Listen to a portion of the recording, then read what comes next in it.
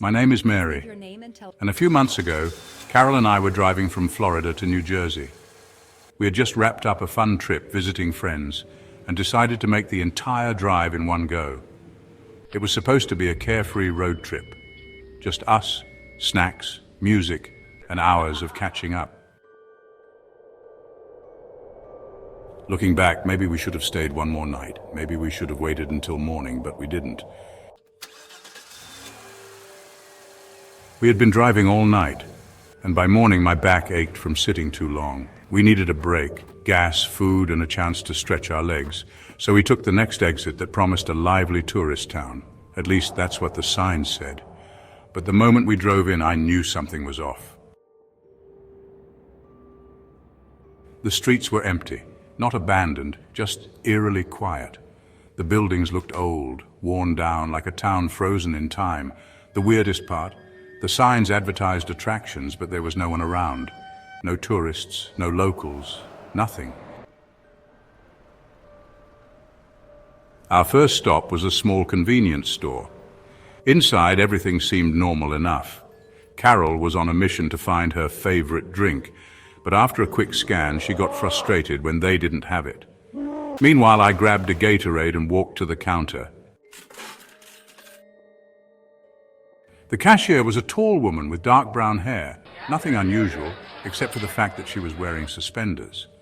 I remember that detail because it stood out. I paid, we left, and Carol pointed to another convenience store across the street, hoping they had her drink. And that's when things got bizarre. We walked into the second store and my stomach dropped. The cashier behind the counter looked exactly like the woman from the first store. Same height, same hair, same face, the same person. I stared at her, feeling a cold wave of confusion wash over me.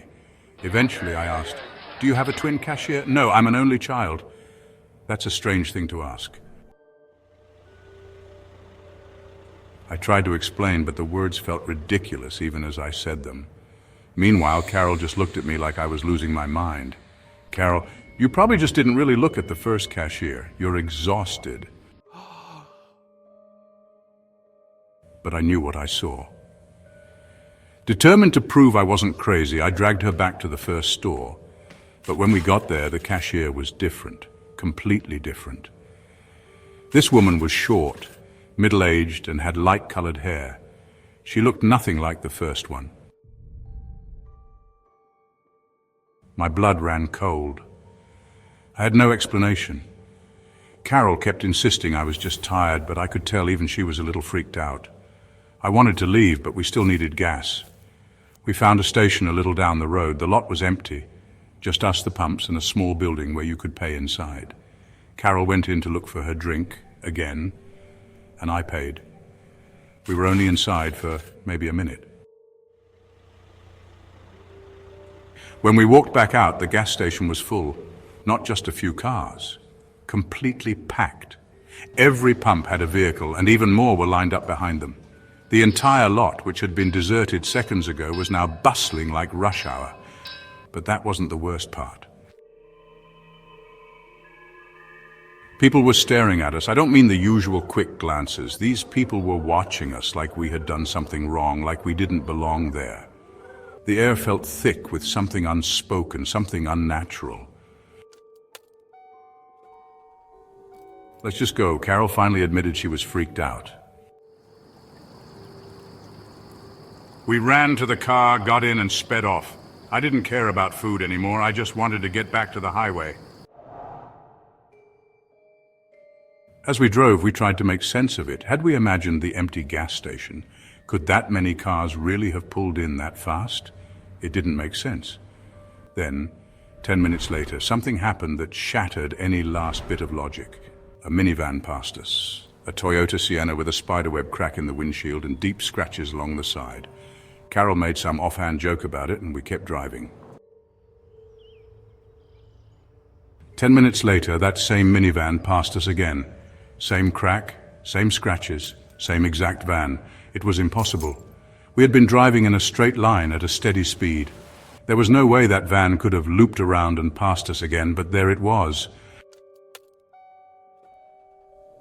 Oh my God, speed up, now. I didn't need to be told twice. My heart was pounding, but I kept my hands steady on the wheel. I checked the GPS, hoping we were close to the highway. That's when I saw it. An hour had passed since we left the gas station. That wasn't possible. It had felt like maybe 20 minutes. I thought about telling Carol, but I didn't know if she could handle any more weirdness. Finally, we saw the highway sign. The moment we merged back onto the interstate, it was like we had broken free from something unseen. The tension lifted, the air felt lighter, and the eerie heaviness in my chest was gone. We barely spoke the rest of the drive. By the time we got home, the whole experience felt like a bad dream, disjointed, unreal, like something that had happened to someone else. I've tried researching towns like that, unexplained road trip phenomena, but I've never found anything that fully explains what happened to us. All I know is that it wasn't normal, and to this day I never want to feel that wrong again. So I ask you, have you ever experienced something you couldn't explain?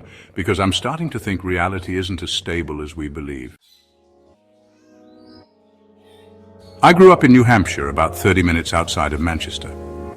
At the time, I was in a weird place in life, fresh out of a breakup, drifting without much direction. My grandmother, deeply religious, had recently lost my grandfather, a decorated veteran who was well respected in our small town. She leaned on her faith for comfort.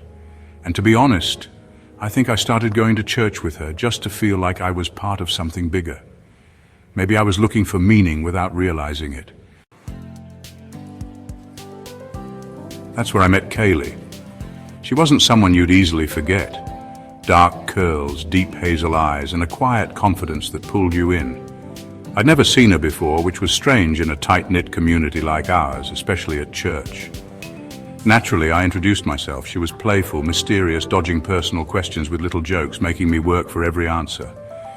She finally told me her family had just moved to town and she was going to college nearby. It explained why she was new, but something about the way she spoke, like she was always holding something back, made me want to know more. We started texting that week and she gradually opened up about her life. Her home situation wasn't great, an alcoholic stepfather, a troubled past, and a father she refused to talk about. She told me she had to leave everything behind when they moved. I didn't push her for details. I was just glad she trusted me enough to share anything at all.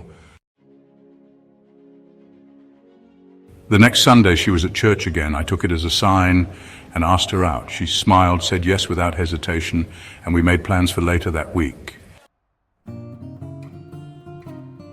When the night finally came, it was perfect. A movie, dinner, nothing extravagant, just a chance to talk. She was a great listener, and I felt like I could tell her anything. After dinner, I suggested a drive, thinking it'd be a nice way to keep the night going. She agreed, so we hit the road, heading out of town onto one of those two-lane highways lined with endless trees. It was quiet, peaceful, until it wasn't. Without warning, she started speaking in a language I didn't understand. It wasn't English. The words were fast, almost frantic, like she was reciting something. At first I thought she was joking, but then I saw her eyes. They rolled back. Only the whites remained. I nearly swerved off the road. My heart pounded as she kept muttering, her head slightly vibrating. It was like she was somewhere else entirely. I pulled over, hands shaking, trying to stay calm. I grabbed my phone and called for help, barely able to explain what was happening. She just kept speaking in that eerie, indecipherable language, her body unnaturally still, except for the tremor in her head. I didn't dare touch her. Then, just as suddenly as it started, it stopped. She snapped her head toward me, her eyes normal again, wide, alert, staring at me with an intensity that made my stomach drop. Before I could say a word, she threw open the car door and bolted full speed into the dark woods. I sat there frozen. My mind couldn't process what had just happened. I waited until the police arrived, barely able to string together a coherent statement. They took me seriously, but I could tell they were skeptical. Still, they promised to search for her. But they never found her. She never came back to church. Her Instagram was deleted. My number was blocked. I even asked around, but no one at church remembered her. It was like she had never existed. I don't know what happened that night. I don't know who or what I met.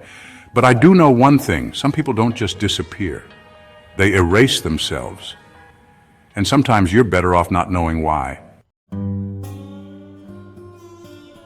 My family owns a beat-up 2012 Volvo, a car that seems to have made some kind of supernatural pact to keep running despite every reason it shouldn't. The brakes? Soft and untrustworthy. The engine?